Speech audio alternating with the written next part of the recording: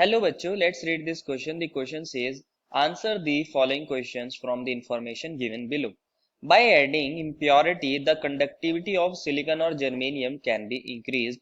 Introduction of these impurities generate defects in their crystal lattice. The semiconductors generated are of two types depending upon the nature of impurity. Identify the incorrect statement. Option A, silicon doped with electron-rich impurity is a N-type semiconductor. B, silicon doped with electron-deficit impurity is a P-type semiconductor. Conductivity of doped silicon is increased by delocalized electron. An electron vacancy increases the conductivity of N-type semiconductor. बच्चों हमें यहाँ कुछ statement दी गई हैं और हमें बताना है इनमें से इनकरेक्ट स्टेटमेंट क्या होगी और ये सभी स्टेटमेंट हमारे गिवन पैराग्राफ के ऊपर बेस्ड है, गिवन इंफॉर्मेशन के ऊपर बेस्ड है।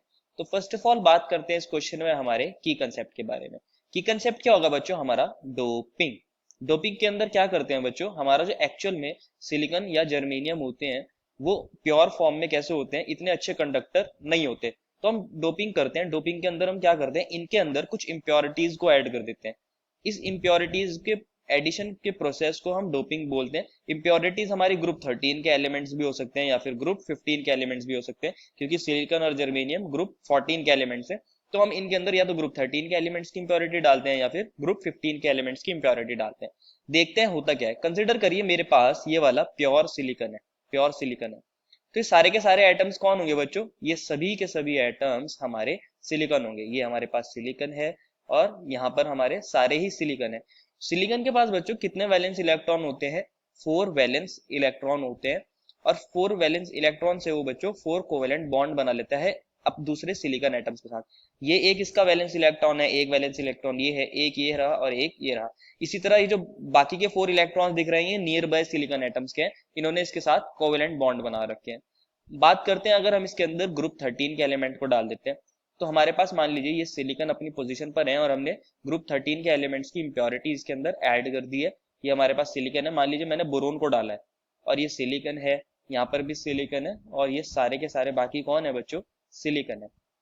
या फिर हो सकता है हम इसके अंदर कौन डाल दें, ग्रुप 15 के एलिमेंट्स डाल सकते हैं। अगर मैं ग्रुप 15 के एलिमेंट्स डालता हूं, कंसीडर करिए मैंने कौन डाल दिया है, आर्सेनिक डाल दिया है। यहाँ पे हमारा आर्सेनिक आ गया और बाकी पोजीशन पर कौन है बच्चों? सिलिकॉन, सिलिकॉन और सिलिकॉन, हर जगह सिलिकॉन ही सिलिकॉन। तो क्या हो रहा है बच्चों, इसको देखते हैं, हम समझते हैं हमारे सारे सिलिकॉन्स को।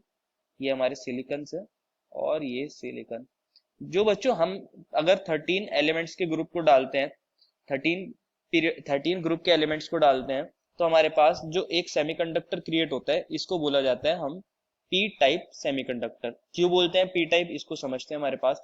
और अगर हम ग्रुप 15 के एलिमेंट्स को डाल देते हैं इनको बोले जाते हैं एन टाइप सेमीकंडक्टर। समझिए हो क्या रहा है, अगर मैंने आर्सेनिक को डाल दिया है, एक्चुअल में तो सिलिकॉन के पास 4 वैलेंस इलेक्ट्रॉन होते हैं, लेकिन आर्सेनिक के वैलेंस इलेक्ट्रॉन कितने होते हैं बच्चों? 1 2 3 4। इसके पास 5 वैलेंस इलेक्ट्रॉन होते हैं, एक इलेक्ट्रॉन इसका ये रहा। ये इलेक्ट्रॉन कैसा है हमारा? ये इलेक्ट्रॉन हमारा फ्री है, ये इलेक्ट्रॉन हमारा डीलोकेलाइज हो जाता है, डीलोकेलाइज, जिसकी वजह से इनकी कंडक्टिविटी बढ़ जाती है।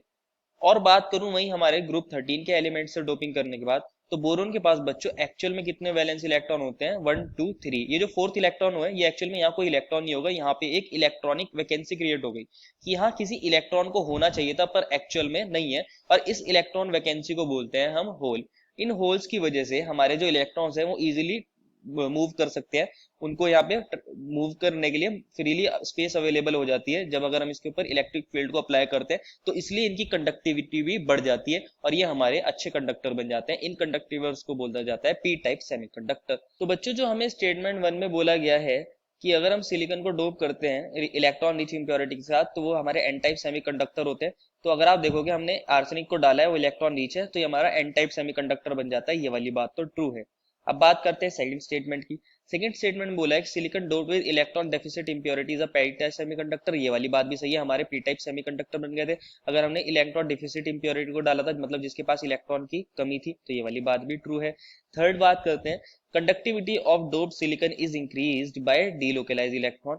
बच्चों इन्होंने कहा है कि अगर हम डोप्ड सिलिकॉन को डोपिंग कर देते हैं तो उनकी कंडक्टिविटी बढ़ जाती है फ्री इलेक्ट्रॉन्स या डीलोकलाइज इलेक्ट्रॉन के साथ। तो ये वाली बात भी सही है, ये हमारे एन टाइप के अंदर हो रहा था। थर्ड स्टेटमेंट भी ट्रू है। अब बात करते हैं हमारी फोर्थ स्टेटमेंट की। फोर्थ स्टेटमेंट बोला है an electron vacancy increases the conductivity of n type semiconductor। क्या बोला है कि n टाइप सेमीकंडक्टर की कंडक्टिविटी को कौन बढ़ा रहा है, इलेक्ट्रॉन वैकेंसी बढ़ा रहा है। बच्चों ये वाली बात गलत हो जाएगी, यहाँ कोई वैकेंसी नहीं है, इलेक्ट्रॉन वैकेंसी तो हमारे पास p टाइप सेमीकंडक्टर में होती है। तो हमारे पास n टाइप सेमीकंडक्टर में तो इलेक्ट्रॉन्स बढ़ा रहे हैं, फ्री इलेक्ट्रॉन्स बढ़ा रहे हैं, डीलोकेलाइज इलेक्ट्रॉन्स बढ़ा रहे हैं, तो जो हमारी डी स्टेटमेंट है वो फॉल्स हो जाएगी, दैट इज रॉन्ग हो जाएगी। और हमसे पूछा ही गया था कि इनकरेक्ट स्टेटमेंट कौन सी हो जाएगी, therefore final answer is option number D. I hope you understood it well and best of luck.